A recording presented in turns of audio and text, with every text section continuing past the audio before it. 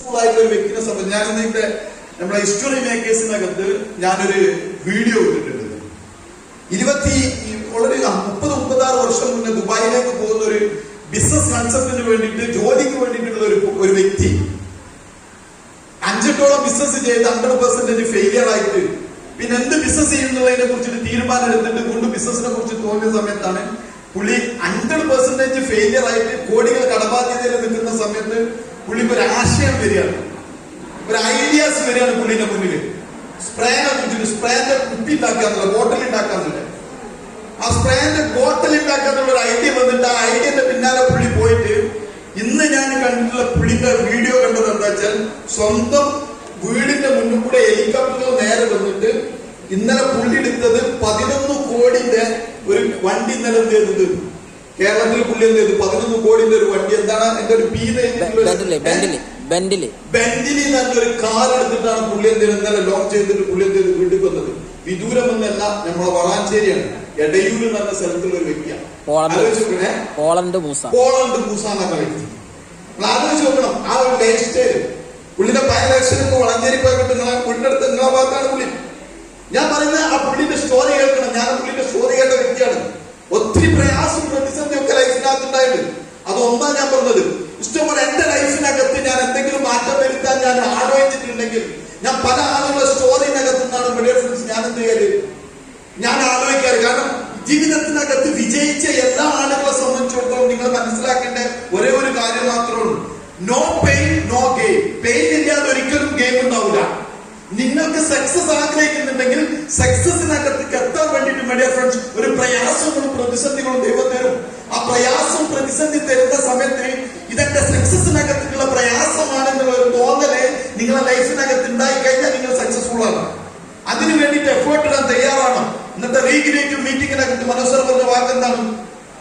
Success 100% guaranteed ആണ്. Still നിങ്ങൾക്ക് പ്രയാസം പ്രതിസന്ധി വരുന്ന സമയത്ത് പ്രയാസത്തെയും പ്രതിസന്ധിനെയും നിങ്ങൾക്ക് മറികടക്കാൻ പറ്റണം. ലൈഫിനകത്ത് നമ്മൾ പലപ്പോഴും ഫെയിലിയർ ആകുന്ന ഏറ്റവും വലിയ റീസൺ എന്താണെന്ന് വെച്ച് കഴിഞ്ഞാൽ പ്രയാസം പ്രതിസന്ധി വരുന്ന സമയത്ത് നമ്മൾ എന്തായിരിക്കും, നമ്മൾ പ്രയാസത്തിന്റെ പിന്നാലെ പോകും. ഒരു ബുദ്ധിമുട്ടുകൾ ശരിക്കും ബിസിനസ് നല്ല രീതിയിലായിട്ട് ഗ്രോത്ത് വരുന്ന സമയത്ത് എന്തെങ്കിലും പ്രയാസങ്ങൾ പ്രതിസന്ധി വരുമ്പോൾ നമ്മൾ പ്രയാസത്തിന്റെ പിന്നാലെ നമ്മൾ ഓടാൻ തയ്യാറാവും. അപ്പൊ നമുക്ക് എന്തായിരിക്കും, സക്സസിന്റെ അടുത്തേക്ക് നമുക്ക് എത്താൻ പറ്റൂല. അപ്പൊ നോക്കി പ്രയാസം പ്രതിസന്ധി വന്നാൽ എന്ത് ചെയ്യുന്നത്, പ്രയാസത്തിനും പ്രതിസന്ധിനും മാറ്റി വെച്ചിട്ട് സക്സസിന്റെ പിന്നാലെ പോകണം. ജീവിതത്തിൽ നിങ്ങൾ ആലോചിക്കേണ്ട ഓരോ കാര്യം മാത്രമേ ഉള്ളൂ. വെള്ളമില്ലാത്തൊരു സ്ഥലത്തേക്ക് എന്താണ് എത്തേണ്ടത്? വെള്ളത്തുള്ള പണിയെടുക്കണം, ആണല്ലേ? ഭക്ഷണം ഇല്ലാത്തൊരു സ്ഥലത്തേക്ക് ഭക്ഷണത്തുള്ള പണിയെടുക്കണം, ആണല്ലേ? നിങ്ങൾ ഭക്ഷണം ഇല്ലാത്തൊരു സ്ഥലത്താണെന്നുണ്ടെങ്കിൽ ഭക്ഷണം ഇല്ലാത്തതിന്റെ പിന്നാലെ പോയാലോ? വെള്ളം ഇല്ലാത്തൊരു ഗ്രാമത്തിനകത്തേക്ക് എവിടെയാണ് വെള്ളമുള്ളടത്ത് പോയിട്ട് ആ ഗ്രാമത്തിൽ വെള്ളം കൊണ്ടുവരുന്ന, ആണല്ലേ? നിങ്ങളെ വീട്ടിനകത്ത് സാമ്പത്തികം ഇല്ല എന്നുണ്ടെങ്കിൽ സാമ്പത്തികം കിട്ടാൻ പറ്റിയ ഏറ്റവും നല്ലൊരു ഓപ്പർച്യൂണിറ്റി ദൈവം തന്നിട്ടുണ്ട്, ആണല്ലേ? ഇതിന്റെ പിന്നാലെ പോകണം. അതല്ലാതെ വീണ്ടും പ്രശ്നത്തിന്റെ പിന്നാലെ പോയാൽ എന്ത് നടക്കൂല, ജീവിതത്തിനകത്ത് സക്സസ് ഉണ്ടാവില്ല. അതുകൊണ്ടാണ് ഞാൻ നിങ്ങളോട് പറയുന്നത്, ഈ വലിയ എന്താ പറയാ, ഈ വളരെ കുറഞ്ഞ സമയത്തിനകത്ത് എനിക്ക് പറയാനുള്ള ഒറ്റ കാര്യം മാത്രമേ ഉള്ളൂ. ഏതൊരു കൺസെപ്റ്റിനകത്ത് ഒരു വ്യക്തി സക്സസ്ഫുൾ ആണെങ്കിലും hard work is the must ആണ്. 3 കാര്യങ്ങളാണ് ഒരു വ്യക്തിക്ക് ജീവിതത്തിനകത്ത് സക്സസ്ഫുൾ ആകാൻ വേണ്ടത്. എന്താണ് ആ 3 കാര്യങ്ങൾ? ഒന്ന് കമ്മിറ്റ്മെന്റ്, ഒന്ന് കൺസിസ്റ്റൻസി, ഒന്ന് ഹാർഡ് വർക്ക്. മനസ്സിലാകുന്നു? ഒന്ന് കമ്മിറ്റ്മെന്റ് വേണം. എന്ത് കാര്യത്തിനകത്തും ജീവിതത്തിനകത്ത് വിജയിക്കണമെങ്കിൽ ഒരു കമ്മിറ്റ്മെന്റ് വേണം. എന്തിന് കമ്മിറ്റ്മെന്റ്? ജീവിതത്തിനകത്ത് വിജയിക്കാനുള്ള ഒരു കമ്മിറ്റ്മെന്റ് വേണം. ആ കമ്മിറ്റ്മെന്റിനകത്ത് കൺസിസ്റ്റൻസി വേണം. നിരന്തരമായിട്ടുള്ള പ്രയത്നം. ഏതുവരെ? ജീവിതത്തിനകത്ത് വിജയം എത്തുന്നത് വരെ എന്ത് വേണം? കൺസിസ്റ്റന്റ് ആയിട്ട് പ്രവർത്തിക്കാൻ തയ്യാറാണ്. നമ്മൾ ശരിക്കും ആലോചിച്ച് നോക്കാം. നമ്മളൊക്കെ ശരിക്കും ഒരു കാര്യത്തിനകത്ത് ഇറങ്ങി പ്രവർത്തിക്കുന്ന സമയത്ത് എന്താണ് ഞാൻ നേരത്തെ പറഞ്ഞ മാതിരി കൺസിസ്റ്റൻസി കിട്ടൂല. നമുക്ക് നിരന്തരമായിട്ടുള്ള പ്രയത്നം വരില്ല. ഒരു ദിവസം വർക്ക് ചെയ്താൽ ചിലപ്പോൾ 2 ദിവസം വർക്ക് ചെയ്യില്ല, 2 ദിവസം വർക്ക് ചെയ്താൽ ചിലപ്പോൾ 3 ദിവസം വർക്ക് ചെയ്യില്ല. അതെല്ലാം വർക്ക് ചെയ്തു. നിങ്ങളൊരു ജോലിയെ സംബന്ധിച്ചിടത്തോളം എടുത്തു നോക്കുക. ഒരു ഓഫീസിൽ നിങ്ങൾ ജോലിക്ക് പോകുന്നുണ്ടെങ്കിൽ 1 ദിവസം ജോലിക്ക് പോയി, 2 ദിവസം ജോലിക്ക് പോയി, 3 ദിവസം ജോലിക്ക് പോയി, 4ാമത്തെ ദിവസം ജോലിക്ക് ചെന്നില്ല, വലിയ പ്രശ്നമൊന്നും ഉണ്ടാവില്ല. ചിലപ്പോൾ വീണ്ടും 2 ദിവസങ്ങൾ ജോലിക്ക് ചെന്നിട്ടില്ലെങ്കിലോ നിങ്ങൾ ജോലിക്ക് വെക്കൂല. ഏത് സംഭവത്തിനകത്തും കൺസിസ്റ്റൻസി എന്നുള്ള കാര്യം വളരെ മസ്റ്റാണ്. കൺസിസ്റ്റൻസി, നിരന്തരമായിട്ടുള്ള പ്രയത്നമില്ലാതെ ജീവിതത്തിനകത്ത് ഒരിക്കലും വിജയിക്കാൻ പറ്റൂല. 3ാമത്തെ ഒരു കാര്യം എന്താണ്? ഹാർഡ് വർക്കാണ്. ഒരു കമ്പാരിസണും അവിടെ പാടില്ല. ഞാൻ പറഞ്ഞ ഒരു കോംപ്രമൈസിങ്ങും പാടില്ല ഹാർഡ് വർക്കിനെ സംബന്ധിച്ചിടത്തോളം. ഇപ്പൊ ഇന്നലെ ഞാൻ 2 ദിവസം ടൂർ എനിക്ക് ഇന്നലെ ഭയങ്കര തലവേദന വരും. പക്ഷെ തലവേദനയായിട്ട് ഞാൻ വീട്ടിലെത്തുന്ന സമയത്ത് ഒരു 6 മണി വരെയായിരുന്നു ഞാൻ വീട്ടിലെത്തുന്ന സമയത്ത്. വീട്ടിലെത്തുന്ന കോഴിക്കോട് കഴിഞ്ഞ സമയത്ത് എന്നെ വിളിച്ചിട്ട് എന്നോട് ഡൗൺലൈൻ വിളിച്ചു കഴിഞ്ഞിരിക്കും, അത്യാവശ്യം ഒരു ഫോളോ അപ്പ് ഉണ്ട് സാർ, ഒന്ന് വന്നാലും നടക്കും, ഒന്ന് വരാൻ പറ്റുമെന്ന് ചോദിച്ചു. ഞാൻ ഒന്നും നോക്കില്ല. ഞാൻ നേരെ എന്ത് ചെയ്തു, ഫാമിലിനെ അവിടെ ഇറക്കി, വീട്ടിൽ പോലും ഞാൻ കയറാത്ത സിറ്റുവേഷൻ ആണ്. ഞാൻ നേരെ അവിടെ റോട്ടിൽ അവിടെ ഇറക്കിയിട്ട് ഞാൻ എന്ത് ചെയ്തു, നേരെ ഞാൻ എന്ത് ചെയ്തു, ഞാൻ കാലിക്കറ്റിൽ പോയി. കാലിക്കറ്റിൽ പോയി ഞാൻ തിരിച്ചു വരുന്നത് നേരെ 10 മണിക്കാണ് വീട്ടിനകത്ത്. ഞാൻ നേരെ വീട്ടിൽ വന്നത് എനിക്ക് ഓർമ്മ, കാരണം ഭയങ്കര അഡ്ഡായിരുന്നു, ഭയങ്കര പേരായിരുന്നു തലവേദന. പക്ഷെ അങ്ങോട്ട് കിടന്നുറങ്ങിയിട്ട് 3-4 ആൾക്കാരെ കോൾ അതിനകത്ത് വന്നിട്ടുണ്ട്. ഞാൻ ഒക്കെ മെസ്സേജിനകത്ത് നാളെ വിളിക്കാമെന്ന് പറഞ്ഞിട്ട് ഞാൻ ഒറ്റ കിടത്തം കിടന്നു. 4 മണിക്കാണ് ഞാൻ ഉണ്ടായിരുന്നു. കാരണം എന്തുകൊണ്ട് തരോ, എനിക്ക് കമ്മിറ്റ്മെന്റ് കാണിക്കാൻ എനിക്ക് എന്ത് ചെയ്യണം, ഹാർഡ് വർക്ക് ചെയ്യണം, എന്നിട്ട് നെക്സ്റ്റ് ലെവലിലേക്ക് പോകാനും. അനുഷാദ ദൈവത്തിന്റെ അനുഗ്രഹം ഉണ്ടെങ്കിൽ നെക്സ്റ്റ് കമ്പനിയുടെ വീക്കോട് കൂടി സെക്കൻഡ് ഐഡിയ MTC ആവും. ഈ നെക്സ്റ്റ് കട്ടോട് കൂടി ദൈവത്തിന്റെ അനുഗ്രഹം ഉണ്ടെങ്കിൽ എന്റെ സെക്കൻഡ് ഐഡിയ MTC ആവും. ഡബിൾ ഐഡിയ MTC ആയിട്ട് ദൈവം സ്റ്റേജിൽ കയറാവുന്ന കാര്യങ്ങൾ ദൈവം തന്നെ നമുക്ക് ദൈവത്തിനോട് പ്രാർത്ഥിക്കണം. അല്ല, നമ്മൾ ഒറ്റ കാര്യം മാത്രം ആലോചിക്കേണ്ടുള്ളൂ. ഒരു ഐഡിയ സ്പോർട്ട് ലെവലിൽ നല്ല രീതിയിൽ MTC ആയാൽ തന്നെ നിങ്ങളുടെ ജീവിതത്തിനകത്ത് തിരിഞ്ഞു നോക്കാത്ത വരുമാനം ചെയ്യാൻ പറ്റും, ഉണ്ടാക്കാൻ പറ്റും. രണ്ടാമത്തെ ഐഡി ഞാൻ ഓൾമോസ്റ്റ് ബിസിനസിനകത്ത് ചെയ്തു തുടങ്ങി. രണ്ടാമത്തെ ഐഡിയിൽ പ്രോപ്പർ രീതിയിൽ വരുമാനം കിട്ടൽ തുടങ്ങിയ സമയത്ത് ഞാൻ രണ്ടാമത്തെ ഐഡി ഞാൻ ക്രിയേറ്റ് ചെയ്തിട്ട് അക്കൗണ്ടിനകത്ത് ക്യാഷ് പോലെങ്കിൽ വൈഫിന്റെ അക്കൗണ്ടിനകത്ത്, വൈഫിന്റെ പേരിലാണ് ഞാൻ കോർപ്പറേറ്റ് ഐഡിയിനകത്തുനിന്ന് ഞാൻ എന്ത് ചെയ്തത്, അതിനകത്ത് ഞാൻ ആ കൺവേർട്ട് ചെയ്യുന്ന ഇൻകം. ഇന്ന് നിങ്ങൾ ആലോചിച്ചപ്പോൾ വൈഫിന്റെ ഏറ്റവും വലിയ എക്സൈറ്റ്മെന്റ് എന്ന് പറഞ്ഞാൽ അതാണ് ഏറ്റവും വലിയ എക്സൈറ്റ്മെന്റ്. കാരണം ബിസിനസിനകത്ത് കടന്നു വരുന്ന സമയത്ത് ബാങ്കിൽ എനിക്കും അക്കൗണ്ടില്ല, എന്റെ വൈഫിന് അക്കൗണ്ടില്ല, ആർക്കും ബാങ്കിൽ അക്കൗണ്ടില്ല. ബാങ്കിൽ അക്കൗണ്ട് എടുക്കേണ്ട സിറ്റുവേഷനിൽ 1000 രൂപ പോലും ഇല്ല, എന്റെ കയ്യിനകത്ത് ബാലൻസ് ഇല്ലാത്ത സിറ്റുവേഷൻ ആയിരുന്നു എന്നത് ഇന്ന് നിങ്ങൾ ആലോചിച്ച് നോക്കുക. വൈഫിനെ സംബന്ധിച്ചിടത്തോളം വൈഫിനെ കഴിഞ്ഞ എന്റെ വെഡിങ് ആനിവേഴ്സറി ആയിരുന്നു കഴിഞ്ഞ ഏതെങ്കിലും ഒരു ദിവസം, ഞാൻ അറിയുപോലുമില്ല.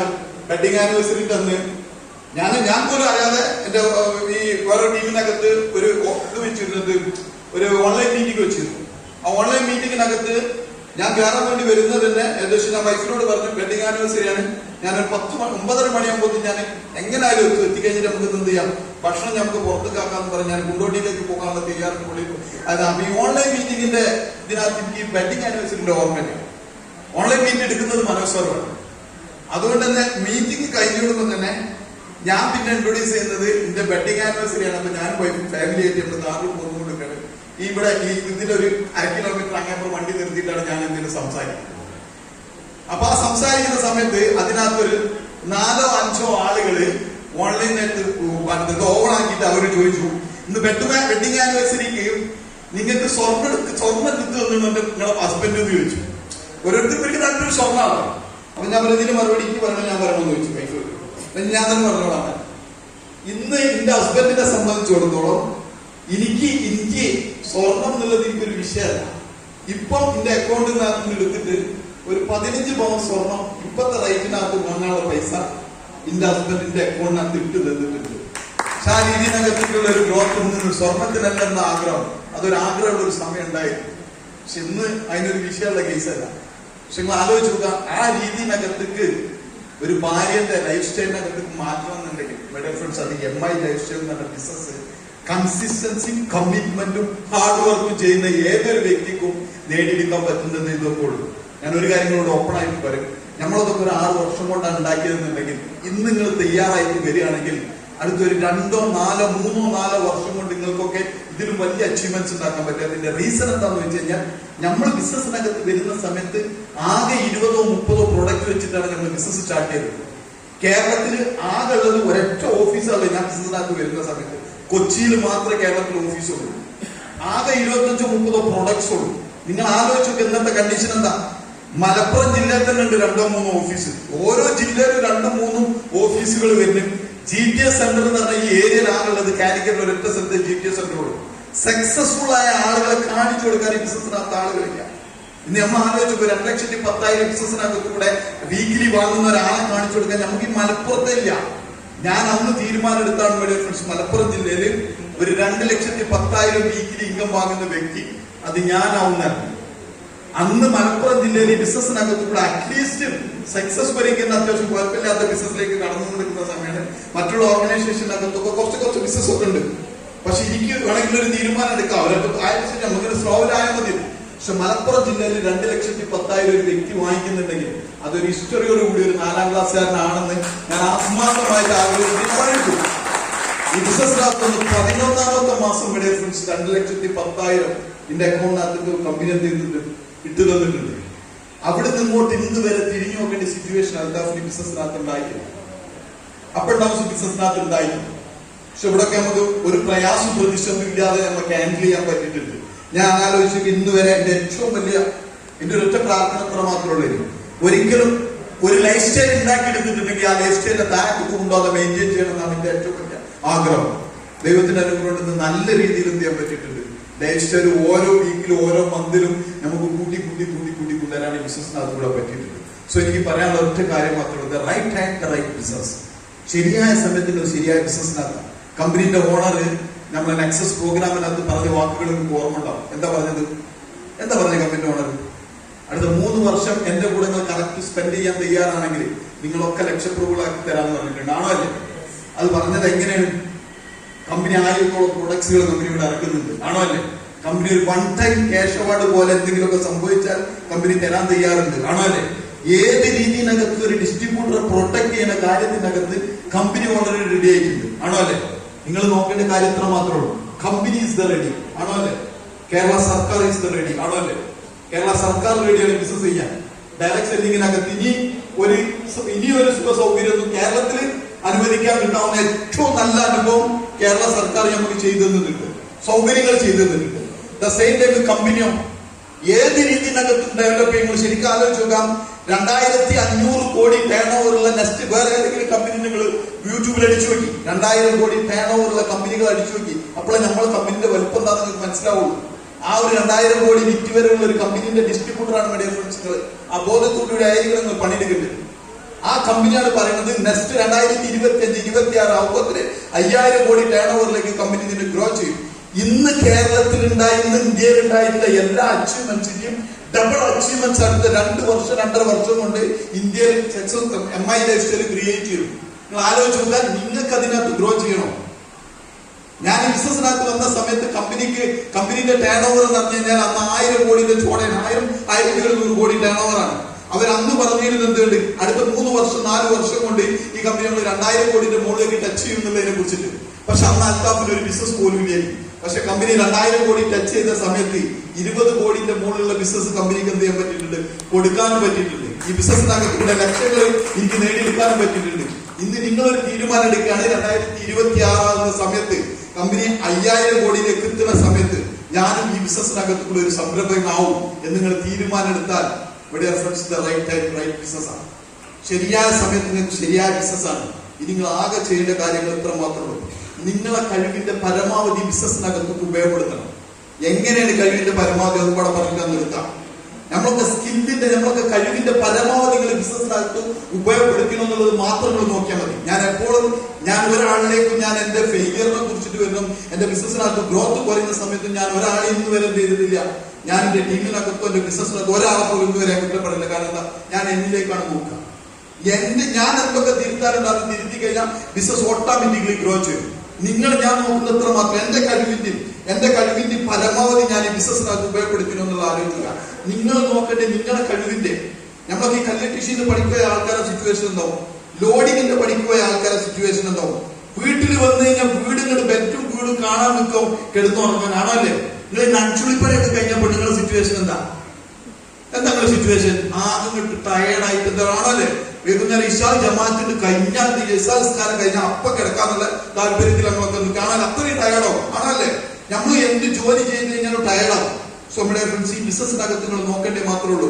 നിങ്ങളെ സക്സസിന് വേണ്ടിയിട്ട് നിങ്ങൾ അരമുറുക്കി ഇറങ്ങിയിട്ട് അതുപോലെ ഒരു കഴിവും സ്കില്ലും നിങ്ങൾ പുറത്തെടുത്തിട്ട് നിങ്ങളെ കഴിവിന്റെ പരമാവധി ഉപയോഗപ്പെടുത്തി നിങ്ങൾ ടയേർഡാണോ വീട്ടിൽ വന്ന് കയറിയ സമയത്ത്?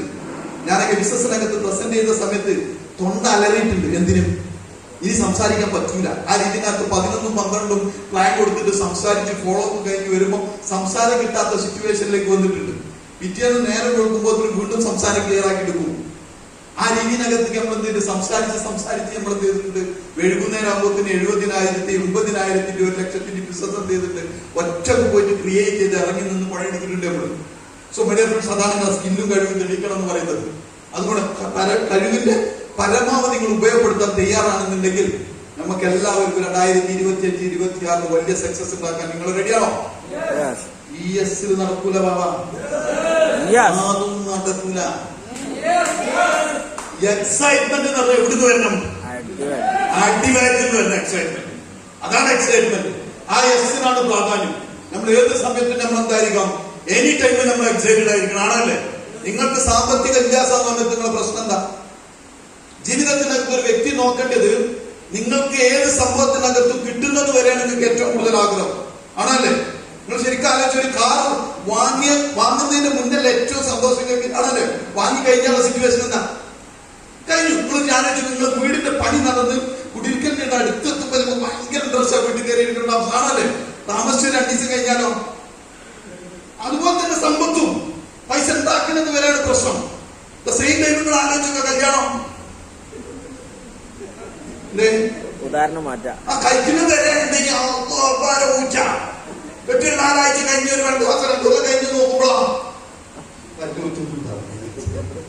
എന്നമായിരിക്കുന്ന സംഭവം. പൈസ വരുന്നത് വരെ ഉണ്ടല്ലോ, ഭയങ്കര സംഭവം. പൈസ വന്ന് അക്കൗണ്ടിക്ക് എല്ലാ ആഴ്ച ഇങ്ങനെ ലക്ഷങ്ങൾ കൊടുക്കുമ്പോ പിന്നെന്തില്ല, പിന്നെ പൈസന്റെ പിന്നാലല്ല പോവാ. നമ്മൾ പോകുന്ന എന്തിന്റെ പിന്നാലെ അറിയാം? ഒരുപാട് ആളുകളെ ജീവിതത്തിനകത്ത് മാറ്റം ഉണ്ടാക്കാൻ വേണ്ടിയിട്ടാണ് നമ്മൾ ഇറങ്ങാം. അതിൽ ഓട്ടോമാറ്റിക്കലി ദൈവം തന്നോളും, സമ്പത്ത് നമുക്ക് തന്നോളും. അപ്പൊ ആ രീതിയിനകത്ത് നിങ്ങൾ വളരണം. ഏതുവരെ? 2025, 2026 കമ്പനി എടുക്കുന്ന തീരുമാനത്തിനകത്ത് നിങ്ങൾ ഉറച്ചു നിൽക്കണം. നിങ്ങൾ റെഡിയാണോ? എക്സൈറ്റ്മെന്റ് അടിവായിട്ട് നല്ല പോയിട്ടുണ്ട്.